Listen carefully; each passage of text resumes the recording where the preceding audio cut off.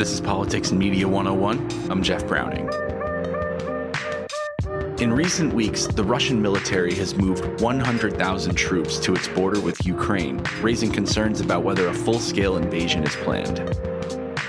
Dmitri Alperovitch is the co-founder of Crowdstrike, a leading expert on cybersecurity, and also a leading expert on Russia's government, its military, and how its leaders think and operate. We talked with him about what's happening there and what he thinks will happen next on the ground. In the time since we spoke with Dmitri, Russia has also moved into Belarus, staging troops along a second border with Ukraine.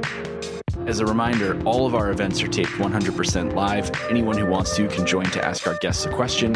For more information, including our upcoming schedule and past episodes, visit us online at pm101.live. Without any further ado, let's roll the tape.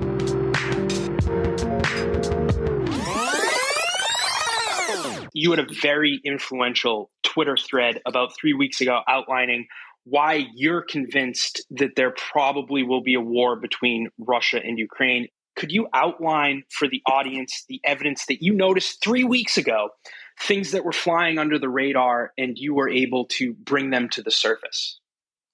Sure, and I have to say a lot has changed since I posted that thread, and unfortunately not for the better. So my conviction has only hardened that Russia is going to invade Ukraine probably in the next 2 to 3 weeks, as soon as they complete their military buildup. But let me walk you through the evidence. So the obvious one, of course, is the buildup itself on Ukraine's borders. They're building up in really all regions surrounding Ukraine, in the north, in the east, and even in the south in Crimea. The only place where we have not yet seen mobilization is in Belarus. And if the Russian forces are able to enter through Belarus, that is going to be just absolutely devastating to the Ukrainians, because they're now going to have a line of engagement stretching across probably 5 kilometer engagement line on the north, on the east, on the south, and now on the western side. And they would just be stretched to the max and would not be able to respond adequately. The assessments are that about 75% of their total battalion tactical groups are in the process of moving. They have about 60 battalion tactical groups that have already deployed. And these include a range of, in addition to the troops themselves, a range of equipment that you would expect them to deploy if you're going to conduct a war. Certainly artillery, certainly air defense units, tanks, APCs, mine clearers, bridge laying equipment, armored excavators, engineering equipment, enormous amounts of logistics that they've deployed there as well. So truly a massive mobilization, unlike anything that we've seen previously, in a preparation for an extensive invasion, not just a bluff. And the key critical element here is that he really can't keep all this equipment and troops and logistics there forever. Some experts believe that he would have to pull back by the summer at the latest, just because at that point you have the equipment that is going to be in need of maintenance. You have troops that need to go on their regular training exercises that you can't do while you're deployed. You've also had a variety of cyber intrusions and cyber attacks, a couple of them conducted just in the last few days. And then when you look at the diplomatic efforts, which of course just concluded this week, back in December when the Russians first issued some demands, which really were a non-starter for the U.S. and NATO allies, demanding a clear, legally binding guarantee that NATO would not expand, which even if it were politically doable for Biden to proclaim something like this, the demand for it to be essentially a treaty is a non-starter, because there's no way the Biden administration has the votes in the Senate to pass something like this. Even Democrats would not support it, much less Republicans, and the Russians realize that. So the whole diplomatic effort seems to me to have been really just a pretext for war, where they can now declare that they tried the diplomatic route. The White House announced this week that they're seeing Russian special forces and intelligence professionals being deployed in Ukraine to conduct both sabotage attacks, but also to conduct a pretext for an invasion, not unlike Poland in 1939, where you had German troops dressed up as Polish troops and fake an attack on Germany. That gave Hitler casus belli, of course, to start World War II.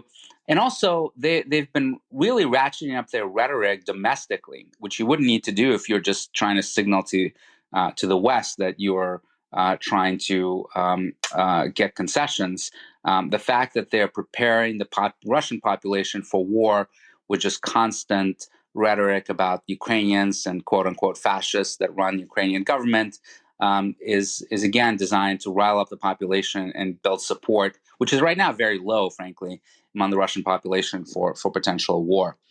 And then, lastly, I think from Putin's perspective, the reason why he's acting now is that he believes that if he doesn't act today, the opportunity for Russia to really settle this issue of Ukraine, which frankly he himself created by initiating the conflict in 2014 and creating a pro-Western state on Russia's borders, that he will not be able to solve it ever because the military power balance is changing rapidly. And that you have a situation where the Ukrainians are increasingly being armed by NATO, including with anti-tank missiles, the famous Javelins. You have them buying Turkish drones, which they used for the first time in October.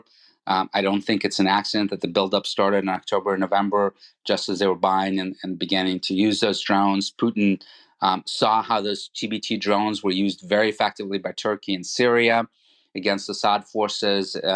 Azerbaijan used them in their war with Armenia and Nagorno-Karabakh in 2020 to devastating effects. He's seen them used against Russian paramilitaries in Libya. So he knows what those drones are capable of and that it is giving Ukraine a significant edge. And as he's seen more training being done by NATO forces, more logistics and people on the ground being deployed from NATO countries in Kiev, he is worried, and I think legitimately worried, that he will no longer be able to control the situation if he waits a year or 2 or 5 years to resolve it. And he himself is getting old in age. He's 69, so he may be in power for another 10 years, maybe more. And he knows that now is the time to really resolve this thorny issue that he believes Russia faces with a pro-Western Ukraine, a Ukraine that could in the future join NATO or EU, which would be devastating for Russia, and not just even for Putin, but any Russian leader, including someone like Navalny. So I did want to drill into your comments on the cyber attacks. Can you get into a little bit of the specifics, not too detailed onto the tech side, but also why do you think these cyber attacks might be a prerequisite, the ones Friday, the ones last night, for an invasion? Yeah, so I actually think that the ones that we were started to see back in December that were not widely publicized, they were the types of intelligence collection operations you would expect for an invasion where you may be facing a hostile population that you're going to try to pacify, particularly in the East. I think those are the types of operations that are a much more clear signal that something is about to happen. Russian military forces and hardware began arriving in ex-Soviet Belarus on Monday. The West has voiced fears of a possible invasion of Ukraine by tens of thousands of Russian troops gathered near its border. Russia has denied such plans. Belarusian leader Alexander Lukashenko said the drills were needed as Ukraine had built up troops near Belarus.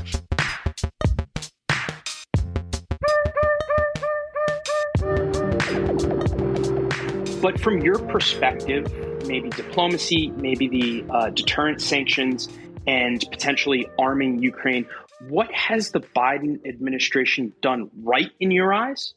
But also help us understand what maybe they should be doing that they aren't doing currently. So one, I think that the time for diplomacy really was 6 months ago when we had that famous meeting with Putin and Biden in Geneva in June. I think that was an opportunity to try to resolve this Ukrainian conflict and try to address some of Russia's demands. I think once Putin made a decision to deploy forces, as he did in October and early November, it became much harder to get anything done, in part because his demands became much more maximalist, where if you look at their proposals, they're now demanding that NATO push back its forces from the recently joined NATO countries like the Baltics and some of the countries in Eastern Europe, something that is just not acceptable and no one is ever going to let them do. So I think it became a lot harder to get a deal done than it would have been 6 months ago or certainly a year or two earlier. Look, I think the Biden administration has done a good job of keeping Europe together, the allies, in a coherent sort of effort to confront the Russians, but it's just too little too late, in my opinion.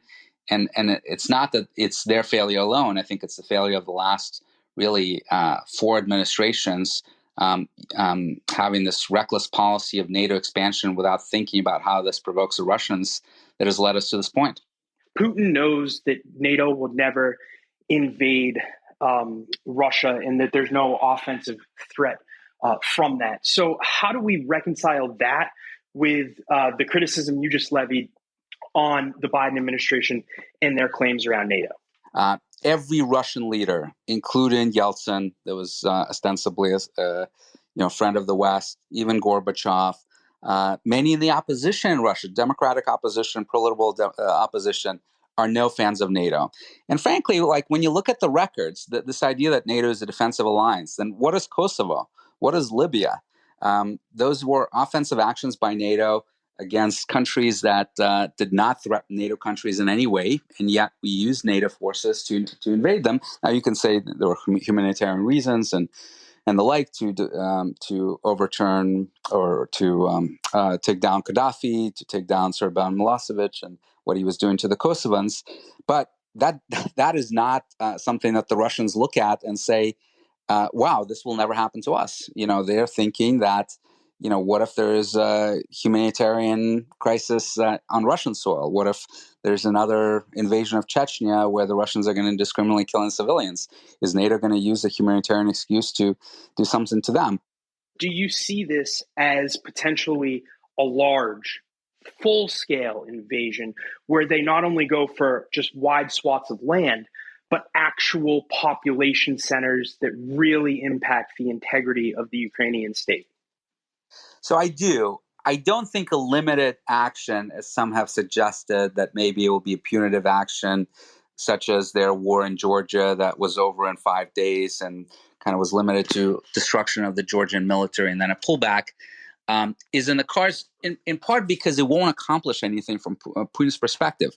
If you look at the results of Georgia, yes, he managed to keep Georgia out of taking over their separatist republics of South Ossetia and Abkhazia, but that was it.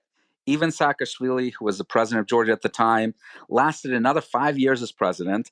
Georgia did not become more pro-Russian. In fact, it ended up being even closer to NATO as a result of Russian action, and its military was rebuilt in under 2 years. So all of the effects were fleeting, and if you're trying to accomplish a strategic resolution to this Ukrainian problem from Putin's perspective, that is not enough. And I think what he's actually trying to do is bring Ukraine back into Russian orbit, and I think he believes he can do that without a whole takeover of the country, which would be extraordinarily difficult and costly. So I don't see him crossing the river, the Dnieper River, which divides Ukraine in sort of east and west territories. Eastern traditionally a little bit more, quite a bit more pro-Russian than the West. I don't see him even taking over Kiev, the capital of Ukraine. But the eastern part, I do think that he can invade and control. I don't think he's going to annex it, but he's going to institute, just like he's done in Donetsk and Luhansk, a local administration that is pro-Russian. And then I think he's going to sue for peace and pressure the Ukrainians to come to a resolution of this conflict, where they're going to get back their territory in sort of a Lebanon-style political scenario with power sharing, where you can imagine a scenario where the president of the country will always be constitutionally elected from the western part of the country and the prime minister from the eastern part of the country, or some sort of agreement such as that would allow Russia to control much of the politics in the country and have enormous influence going forward. I think that is what he's trying to accomplish. And I think, unfortunately, it's a very doable thing militarily for him to get done. So from that perspective, in the invasion scenario that you just outlined, would there be enough of a Ukrainian resistance to potentially prevent Putin from actually maintaining control on that region? Let me say a couple of points in response to this. So one, we have a terrible, terrible track record of training and arming local populations. Look at Afghanistan, look at Iraq, look at South Vietnam, going back earlier. All those armies that we trained and armed crumbled when facing not even a well-organized, incredibly well-armed military like the Russians, but literally a ragtag militants like the Taliban and ISIS in the case of Afghanistan and Iraq.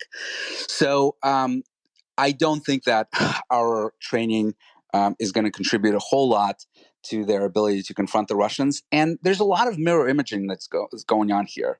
The Russians do not fight like we do. They're going to be extraordinarily brutal.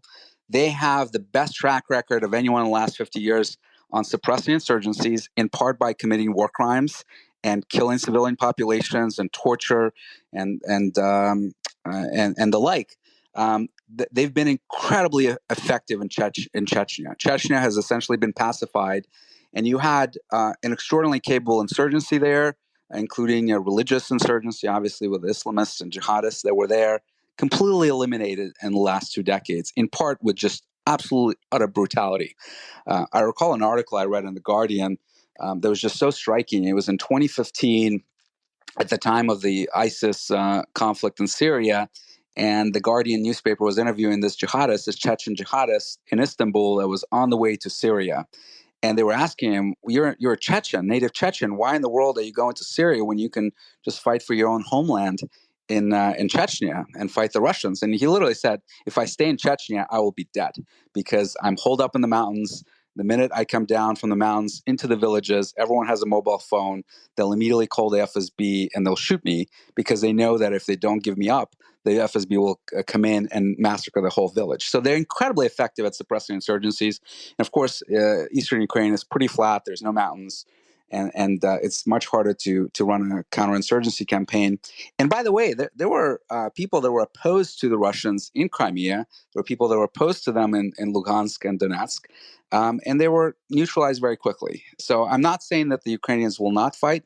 I just don't think it will be effective. And when it comes to their main military units, the problem that we have is that the Russians have overwhelming advantage when it comes to long-range fires. Before a single Russian soldier crosses the border into Ukraine, there's going to be a massive airstrike campaign, long-range artillery, rockets, missiles that will just annihilate Ukrainian military units long before they even see a Russian tank that they can fire a Javelin missile at, which, by the way, has about a 2-kilometer distance range. So they're going to be widely outnumbered. And by the way, one of the things that's been most puzzling to me is that the Ukrainians right now seem to be alternating somewhere, mentally at least, somewhere between denial of reality, not believing that the Russians will invade, and kind of fatalism that if they do invade, there's nothing that they can do. So they've not even mobilized their forces. And by the time the Russians decide to start their campaign, it'll be too late because mobilizing under an incredibly brutal bombardment from the air and from the ground is going to be extraordinarily difficult. They'll target mobilization centers, they'll target command and control centers. So the Ukrainians will be in a horrible position on day one. That's why I don't think it's going to be a very hard fight for the Russians. They'll suffer casualties for sure. They'll face resistance, but they are incredibly efficient and incredibly brutal at suppressing insurgencies. In fact, they've done it many times over the course of their history against Ukraine itself, most recently in the 30s and 50s against Ukrainian nationalists in the western part of Ukraine. So they know that territory. They know how to fight insurgencies. Make no mistake, the GRU, Russian military intelligence, is on the ground right now in eastern Ukraine, identifying possible leaders of insurgencies so that they can eliminate them long before they can even organize resistance.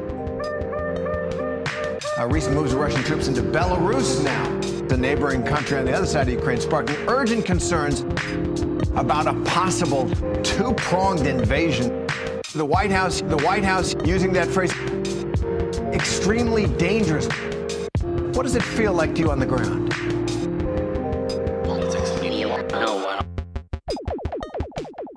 The weather plays a part here. Hasn't been as cold as it normally would be. What that means in practical terms is it's very difficult to send huge numbers of tanks rolling across that ground until it's actually really frozen solid. Putin has never deployed this level of military assets close to the border of another country. It's absolutely true that this is more serious a crisis between Russia and America than at any time since the end of the Cold War. So on that note, we are going to go to our friend of the show, Judith, and then after Judith, we will go to Eben. Judith, over to you. Thanks, Justin. Hi, Dmitri. I have a question. You spoke earlier about the foreign policy reasons for Russia to prepare this possible invasion. Could you speak to the domestic situation? Because after the invasion in Crimea, we saw that Putin won in popularity quite a bit among Russian population. Do you think there might be similar motivations in this case? And if so, can you talk about the reception within Russia? What's your impression? Thank you. I actually don't think that the domestic scenarios are very important here. In fact, this is not going to be a popular war. Most of the public is very opposed to fighting Ukraine. Ukraine is not Crimea. Most of the Russian public felt that it was just to return Crimea to Russia because it was originally Russian territory that was kind of given away as a fluke of history during the Soviet Union era to the Ukrainian Republic, at which point it didn't really matter because it was all one country. Most of the population there was essentially a Russian population and legitimately wanted to be part of Russia. That is not Ukraine. The Russians know it. They view Ukrainians as sort of a brotherhood nation.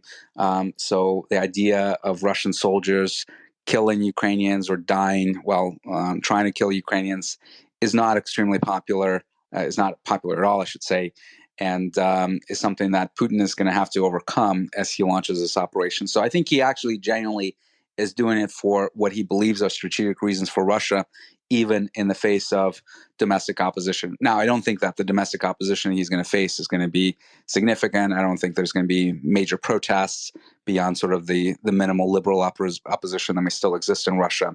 But nevertheless, I don't think that he's going to have a huge approval boost as a result of it.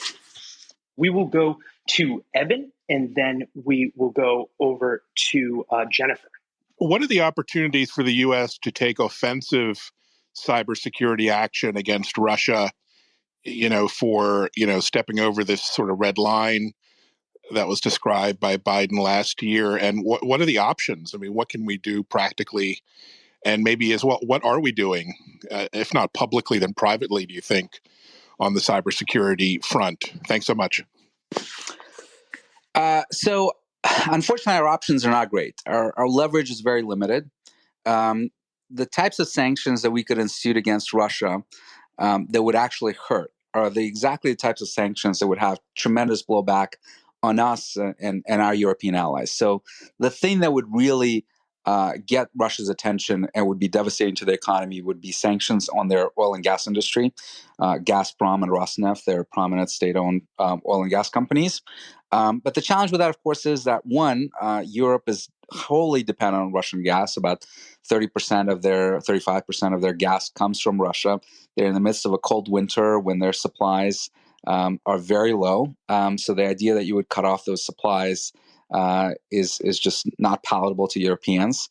And when it comes to oil, with gas prices going up in this country, with inflation at 7%, with us actually importing, most people don't realize this, but the United States is actually today importing some Russian crude oil, not in huge quantities, but nevertheless is importing it.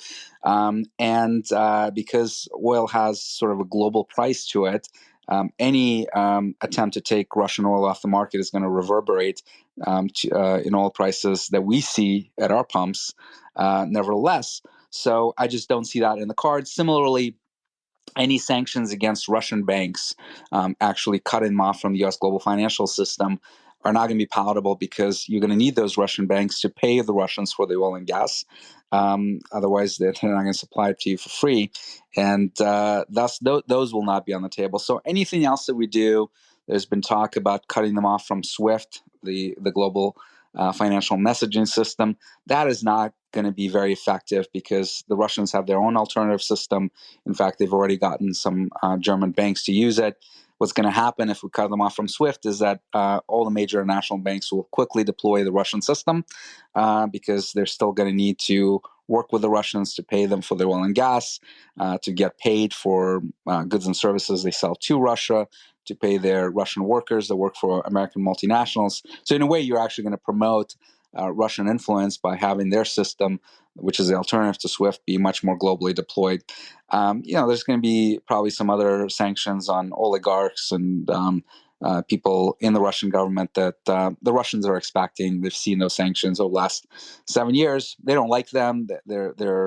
But they're pinpricks. One of the things I have argued for that I think would get Putin's attention is missiles. So Putin does seem to be obsessed with the threat, from his perspective, of U.S. missiles being closely deployed to Russian borders and having what he says is a 4 to 5 minute flight time to Moscow. Now, the U.S. has defensive missile batteries that are part of its missile defense shield deployed currently in Romania and Poland, using the Mk-41 batteries that traditionally have been adopted from Aegis ships that we've used as part of our missile defense technology. Those batteries could be deployed in the Baltics. They could be deployed in Western Ukraine potentially to send a signal to him that, the one thing that you feared is now happening. U.S. missiles deployed within 4 to 5 minute flight time to Moscow. Now, to be clear, I'm not arguing for nuclear armed missiles. This would be conventional missiles, but it would be enough to send a signal to him that we are impacting your security as well here. Let's come to an agreement and use it as leverage for some sort of negotiation and a resolution to the crisis. Thank you very much for that question, Evan. Our next questioner is going to be Michael. Then we'll circle back to Jennifer. Michael is a professor at the great University of Princeton. So, Michael, over to you. Dmitri made a point I think really needs to be underscored, and I agree with him about this, that NATO expansion really has been recklessly pursued by 4 administrations. I'd like to ask Dmitri, what do you think explains the U.S. insistence on the expansion of NATO? Because I think it is fair to say, one, it is an American insistence, because the French and the Germans, at least earlier, were quite reluctant, or actually not simply reluctant, but actually opposed to extending membership to Georgia and Ukraine. I think, in a word, hubris. I think after winning the Cold War, we became very confident in our power and getting our way. And we thought that anything we want, which is bringing countries into our orbit, pushing them towards democracy, is not just in our interest, but something that is easy for us to do, and ignoring Russian concerns and demands. And that was true for the first 2 decades post-Cold War, but it's no longer true today. Russia has been rebuilt, at least militarily, even though its economy is still very small in comparison, about the size of Italy. That doesn't really matter. North Korean economy is minimal, and yet they pose a significant threat with their missile program and nuclear weapons program to the region. Russia's economy is way bigger than North Koreans, and they have some of the best military equipment in the world. So they're not to be taken lightly, and unfortunately we have been. And I do think, I said this on Twitter, that was liked by many people, but also made a lot of people very upset that hold this traditional view that Ukraine should be in NATO. But I think the intractability of this current crisis is really rooted in the denial of reality, which is that, one, Ukraine will never join NATO, will never join the EU, Russia will never allow it, and is willing to go to war over this issue in a way that we are not. Crimea will also never return to Ukraine. That is a fallacy. Crimea has now been deeply integrated into Russia. The population there has no interest in joining Ukraine. Weapons sales to Ukraine will not thwart Russian aggression. As I mentioned before, the types of dominance that Russia has, particularly in the area of long-range fires, cannot be counteracted by the Ukrainians. And honestly, one of the problems we have from a military procurement perspective is that we just don't buy weapon systems that are helpful to our allies but are not helpful to us. So short-range, medium-range air defense systems that the Ukrainians would want right now don't actually exist in American arsenal because they're not needed by the American military.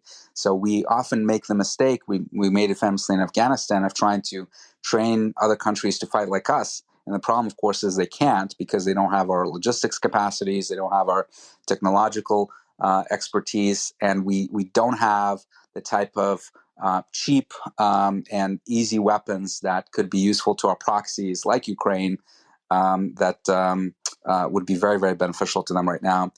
We will go to Jennifer next, and then after Jennifer, we will go over to George. Jennifer, to you. Hey, thanks, Justin, for having me, and hi, Dmitri. I'm going to go back to follow-ups on sort of on Evan's question, which is this whole pervasive cybersecurity risk, and the role of diplomacy. You know, Putin doesn't want these missiles on his borders when it's just as easy to do a cyber attack that could be easily as damaging, but is less obvious as to who pulled the trigger and who has missiles sitting on the border. How do you see those interplaying? The sort of the value of traditional artillery, as you're saying, and also the diplomacy just between nations right now and between us and them.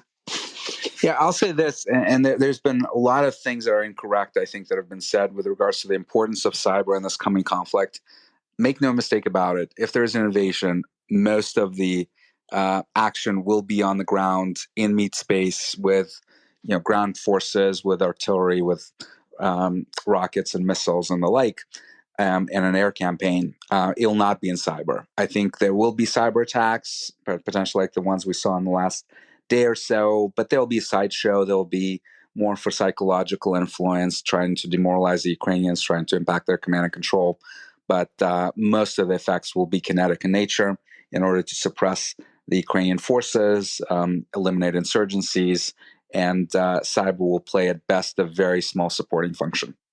We will go over to George and then Cammie. George, over to you. Yeah, so I guess I had more of just a bigger picture question for Dmitri around the collaboration or cooperation between China and Russia and potential security threats that pose to the U.S. in the areas of both cybersecurity and crypto, how that collaboration or that cooperation might pose cybersecurity threats or financial threats to the U.S. So the important thing to realize is that Russia and China are not allies. They're friendly and they share mostly common interests in so far as it is to confront the United States and the dominance that the United States poses on the world stage and a threat to their own interests. They are allies really of convenience, if they're allies at all, and they have a lot of conflicts. Trust me, the Chinese are not looking at what's going on in Ukraine, what's going on in Crimea with the annexation, and liking it a whole lot. In fact, the Chinese have not recognized Crimea as being part of Russia because they don't want to set a precedent that you can just grab away part of a country's territory and annex it. They don't want that happening in Hong Kong, for example. They don't want it happening in Taiwan, which they consider to be part of China. They don't want it happening in Tibet. When Russia was cut off from the U.S. And Europe, with initial sanctions being imposed in 2014, the Chinese immediately struck an oil and gas pipeline deal with the Russians and extracted a very high price from the Russians for it. I also don't think that, as some are suggesting, that this is going to get the Chinese to really be more aggressive towards Taiwan. I think that if the Chinese do take Taiwan, it's going to be on their own timetable and when they're ready to do so, not based on what happens in Ukraine. I think that's quite irrelevant to them. What message does this send to the rest of the world if Ukraine and our worst fears are realized? What you outlined, Russia is able to take over some parts, get what they want out of it. What message does this send to Taiwan and other nations or states or allies about the U.S.'s willingness to hold up our obligations? I honestly am not a believer that it sends any sort of message to Taiwan or to other states. The only message that it sends to the world is that we don't care about Ukraine. It does not mean that we don't care about Taiwan. It does not mean that we don't care about the Baltics. It does not mean that we don't care about Poland and Czechia and so forth. We have, obviously, Article 5 agreement with the NATO countries to defend them in case of invasion. I think Russia is convinced that we will, and it sees that we're not defending Ukraine precisely because they're not in NATO and does not want Ukraine to join NATO so that they would be under our defense umbrella. We don't have that level of defense agreement with Taiwan, but we do have the Taiwan Relations Act that is ambiguous on this point. I think the Chinese are uncertain of whether we would or would not defend Taiwan. I'm writing an article right now that will hopefully be published in the next couple of months that talks about how we absolutely should defend Taiwan, and it is absolutely core to our strategic interests in a way that Ukraine, frankly, is not. What are your last thoughts that you want to leave the nearly 2,100 people, over 2,100 people that have listened to this? There'll be many, many more on replay and in the podcast. They can be positive thoughts, negative thoughts, or somewhere in between, good sir. Well, I would just leave people with this. Oftentimes in these geopolitical conversations, we take a very analytical approach to things, but we shouldn't forget that we're talking about people's lives. And unfortunately, if this war occurs, there's going to be lots of innocent people that are going to die in Ukraine, women, children, other innocent civilians, and they're going to need help. Americans and Europeans are very generous, and they're going to need a lot of aid, and hopefully people will respond. Hopefully governments will respond, but it's going to be a very, very brutal time on the ground. That's all we have for you today. Again, huge thanks to Dmitri for coming out. He recently founded the Alperovitch Institute at Johns Hopkins SAIS. Thanks to our audience for their questions, and thanks to you for being here. If you like what you hear and you're listening on your phone, please subscribe. We put out episodes 3 times per week on Mondays, Wednesdays, and Fridays, and we have some pretty incredible guests coming up. This has been Politics and Media 101, produced in partnership with Clubhouse. I'm Jeff Browning on behalf of Justin Higgins, our co-founder, and our team. Thank you very much for being here. We hope to see you and hear from you soon.